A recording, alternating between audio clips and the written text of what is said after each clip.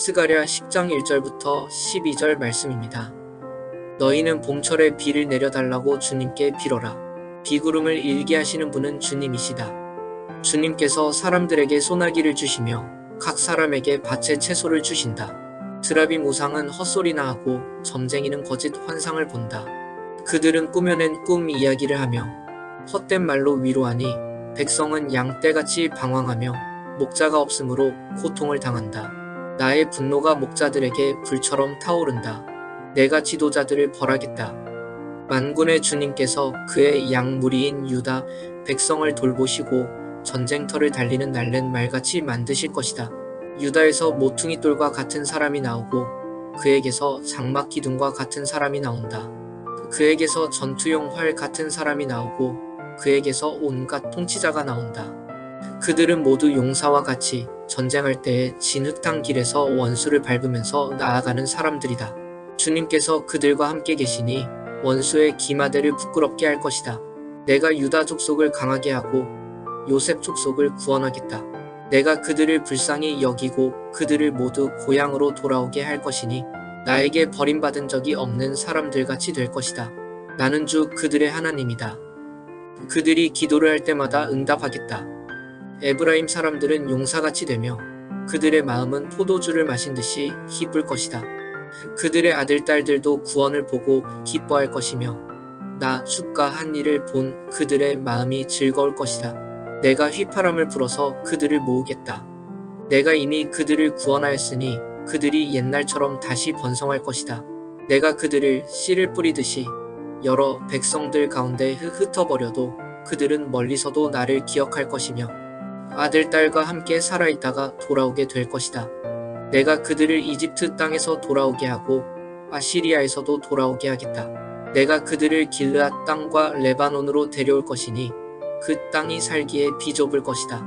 그들이 고난의 바다를 지나올 때에 나 주가 바다 물결의 기세를 꺾을 것이니 나일 강이 그 바다까지 다 마를 것이다.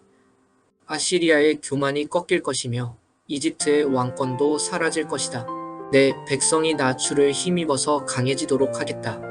그들이 내 이름을 앞세우고 늠름하게 나아갈 것이다. 나 주의 말이다.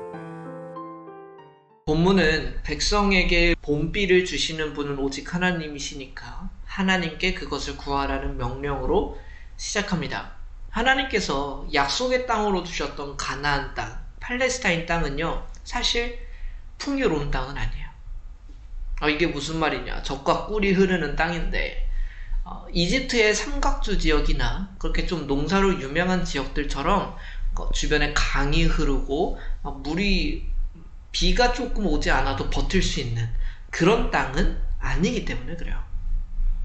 그래서 오히려 하나님을 더 의지해야만 했던 땅, 이른 비와 늦은 비가 그 시기에 맞게 잘 내려야만 풍성한 수확을 얻을 수 있었던 땅, 그 땅이 바로 가나안 땅이었죠.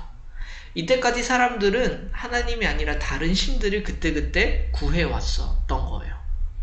2절에 볼 수 있는 것처럼 드라빔이나 점쟁이를 의지했다. 하나님께서는 이 행위가 오히려 하나님의 백성들을 방황하게 만들고 고통스럽게 만들었다고 평가합니다. 당연한 거예요. 하나님이 아닌 헛된 것을 의지하니까 그 결과가 좋을 리가 없겠죠.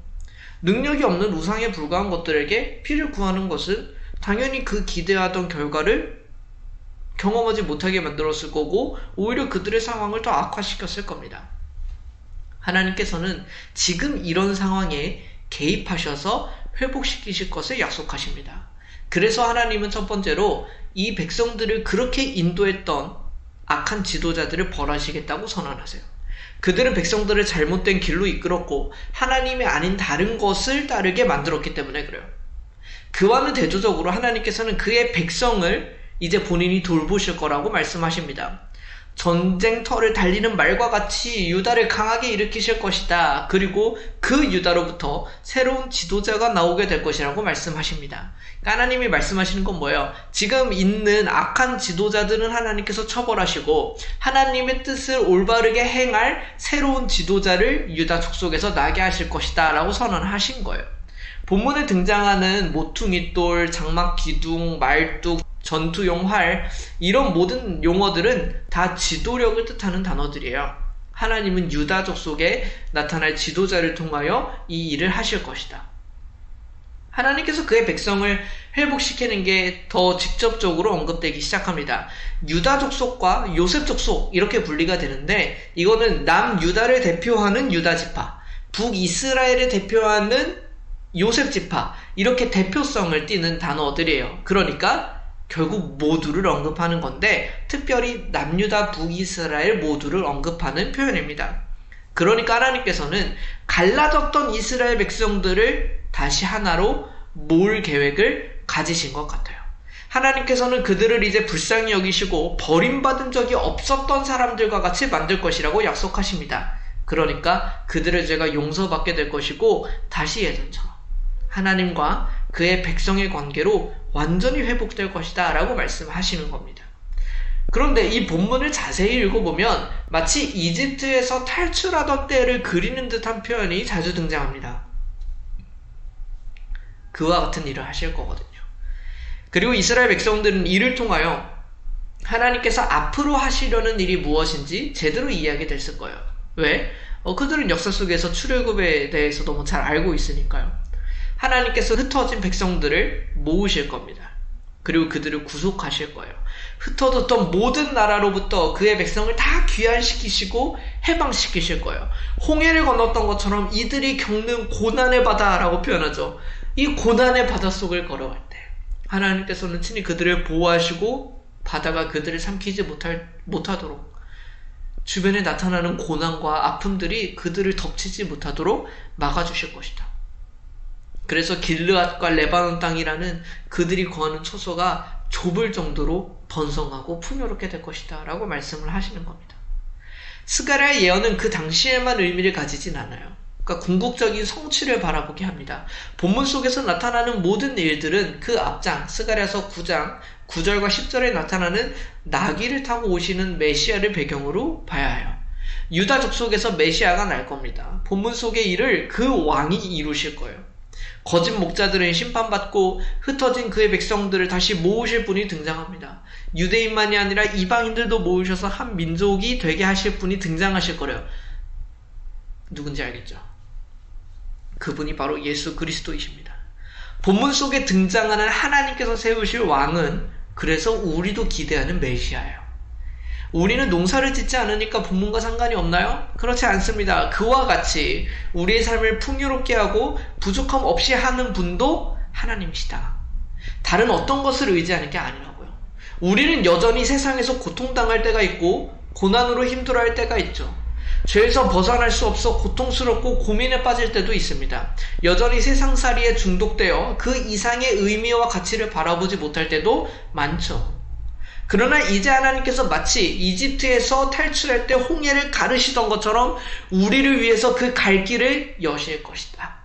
하나님께서 보내신 지도자, 하나님께서 세우실 왕, 유다 족속의 메시아 예수 그리스도께서 우리를 위하여 이미 그렇게 하셨고 더 완전하게 하실 것입니다.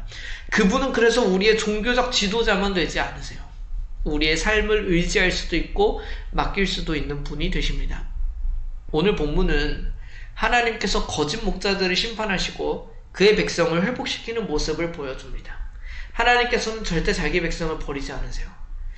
이제 그 거짓 지도자들을 심판하시고 하나님께서 세우신 참된 목자, 참된 지도자를 보내셔서 그의 백성을 돌보실 거예요. 그렇게 하나님께 비를 구하라는 권면을 시작으로 백성들이 오직 하나님만을 의지하게 하십니다. 그 가운데 온 백성이 하나된 민족이 될 거예요. 더 이상 원수 관계가 아니에요. 하나님께서는 그들에게 있는 멸망의 흔적을 없애실 겁니다. 더 위대한 출애굽 사건이 펼쳐질 거예요. 위대한 구원 사역이 시작될 거라고요. 하나님께서 세우신 메시아, 참 목자이신 왕 예수 그리스도께서 이 일을 행하셨고 우리를 위하여 완성하실 거예요. 오늘 말씀 앞에선 우리 모두에게 예수 그리스도께서 왕이 되시기를 소망합니다. 예수님은 우리에게 말씀을 가르치신 분이시긴 하지만 그저 종교적인 인물로 그치는 분이 아닙니다. 예수님은 실질적으로 우리의 삶을 돌보시고 응답하시는 분이에요. 우리를 지키시고 풍요롭게 하시는 분입니다.